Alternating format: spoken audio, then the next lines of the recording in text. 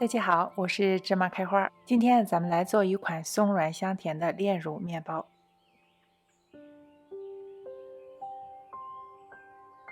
用到的烤盘是12杯的muffin烤盘。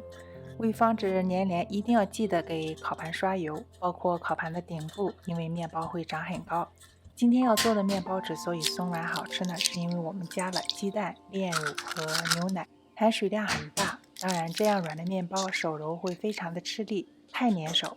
你可以参照我以前分享的蒜蓉面包的叠面的方法，省去揉面的麻烦，或者像我今天这样，让厨师机来代劳。我做面包也只有像和这种非常软的面团的时候才会用到厨师机。2个鸡蛋我们只取70克，过滤出一部分大约40克左右，用来后面给面包表面刷蛋液。记得要用保鲜膜包好，否则2-3个小时之后就会变干不能用了。将70克的蛋液倒入搅拌缸，加入炼乳、白糖、牛奶和速效酵母，这几样没有先后的顺序，全部加进去，好好的搅拌均匀。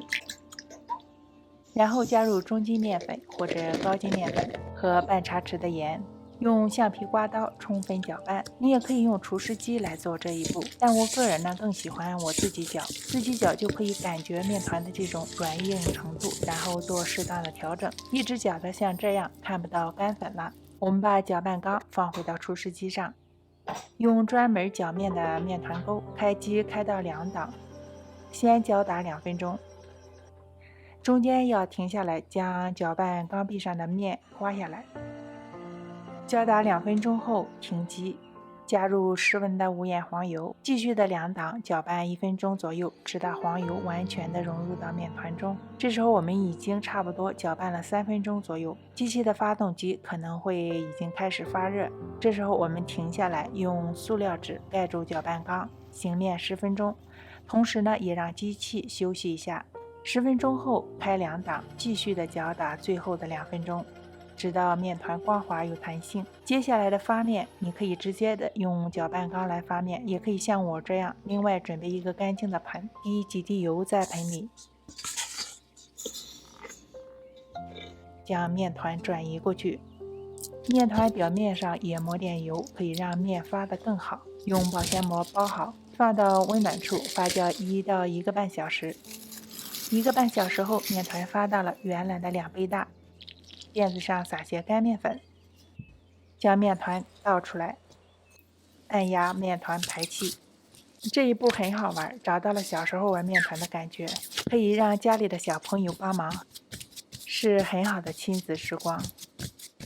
然后将面团分成6等份，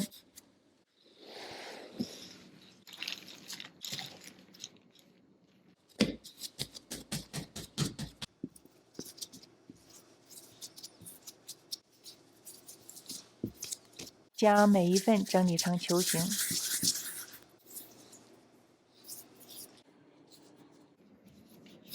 接着用保鲜纸盖着防干。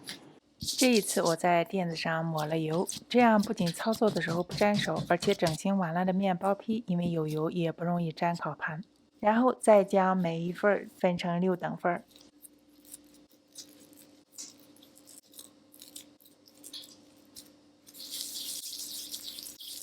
这每一小份呢也整理成圆球形。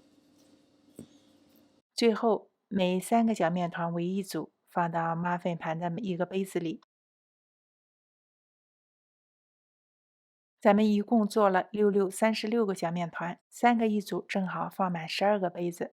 盖好，让它们2次性发，大约需要30到40分钟。时间到了，面包已经醒好了。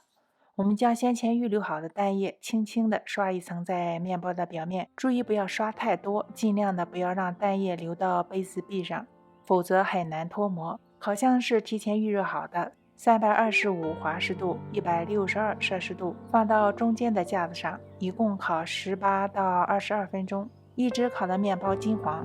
面包终于出炉了，金黄金黄的，好漂亮。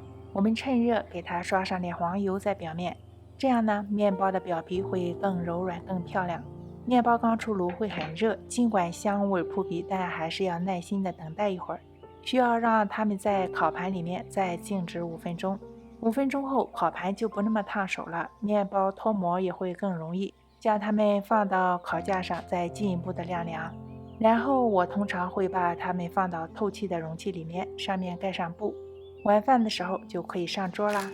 吃不完的面包呢，要装到密封袋里，室温保存，第二天都还会非常的蓬松柔软。怎么样？你喜欢我的分享吗？麻烦留言告诉我。谢谢您的收看，咱们下期再见。